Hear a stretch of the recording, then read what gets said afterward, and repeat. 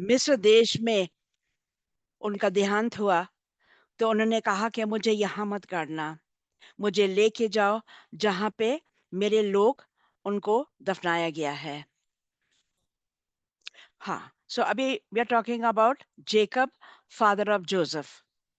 और उनको ले जाया जाता है, और उन्होंने फेरो से छुट्टी ली और समय लिया, और वो लोग बहुत दूर गए, और वहां पे मैकपेला के एक जगह पे, जहाँ पे उसकी वाइफ, उसकी दोनों वाइफ्स और बेटा, सब वहीं पे उनको गाड़ा गया।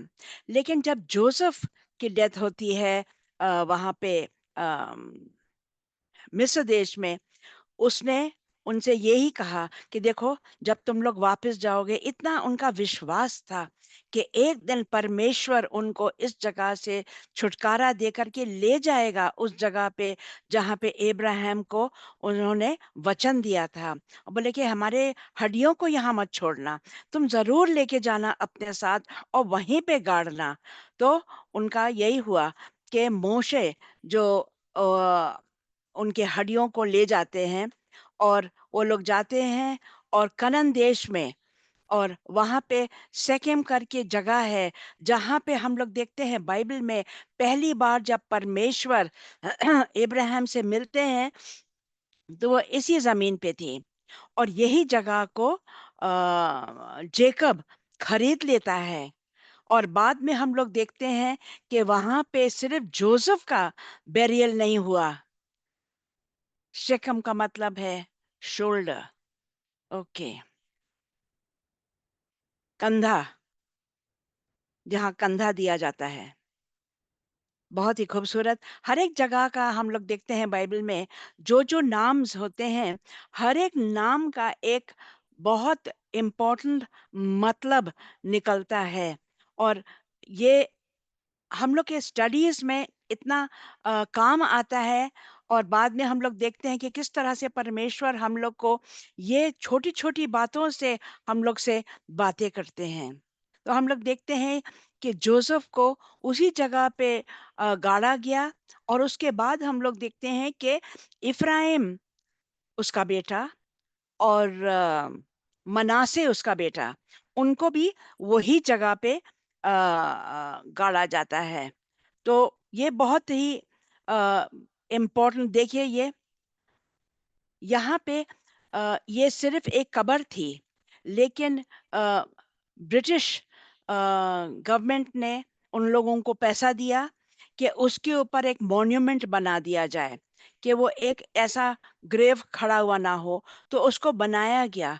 बाद में वहाँ पे एक पढ़ाई करने की जगह बनी, जहाँ पे लोग तोहरा और दूसरे बाइबल उनके रिलीजियस बुक्स वो लोग पढ़ते थे। और ये बहुत ही इम्पोर्टेंट देखा जाता है, जो मुस्लिम्स के लिए है, क्रिश्चियंस के लिए है, और जूइश लोगों के लिए है। बहुत दुनिया भर के लोग आते थे और वहाँ पे प्रार्थना करते थे। लेकिन बाद में वहां पे लड़ाई होने लगी थी समैरिटन्स और क्रिश्चियंस के बीच में, कि उनके हड्डियों के पीछे। अब वहां से अगर हटा दिया गया है कि नहीं, ये अभी तक एक्सकवेशन लोगों को पता नहीं है कि हटाया गया कि नहीं। लेकिन वो कब्र इस तरह से बनाई गई है, और बहुत लोग वहां पे जाते हैं। और पैलेस्टीनियंस का वहां पे अथॉरिटीज में दे दिया गया था, उसको आज नाब्लस कहा जाता है। लेकिन जब 67 का लड़ाई हुई थी, 6 डे वॉर, तो उनको बोला गया था कि पैलेस्टीनियंस वहां पे जाके प्रार्थना नहीं कर सकते हैं। तो आईडीएफ इस जगह को संभालते थे ताकि वो सुरक्षा रहे। लेकिन बाद में जैसे समय बीतता गया और ये पैलेस्टीनियन के अंडर है, तो अगर हम लोग इजराइल गए भी, तो ये उस हिस्से में पाया जाता है।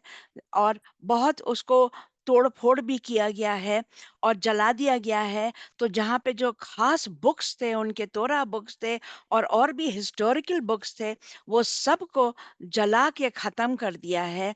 और फिर उसके बाद इन लोगों ने उसको फिर से बनाया है। तो ये है जोसेफ के बेरियल की जगह। एक और छोटा-सा क्लिप आपको दिखाते हैं, जब हम लोग फीस्ट ऑफ टैबरनैकल्स अभी मना रहे हैं, तो किस तरह से अब हर एक के घर में शुरुआत हो गया है या बन रहा है। आपने देखा हमारे पीछे जो है, ये हम लोगों का सूखा सूखा बन गया है और उसमें लाइट्स वगैरह भी लग गई हैं और बच्चों ने, स्पेशली बनी ने, करीना ने बहुत मेहनत किया है और इसको खड़ा करने के लिए। तो हम लोग एक छोटा-सा क्लिप देखेंगे, इज़राइल में एक रैबाई किस तरह से अपने सुखा को साथ में लेके चल दिए और बहुत ही इंटरेस्टिंग चीज़ है, ये देखिए।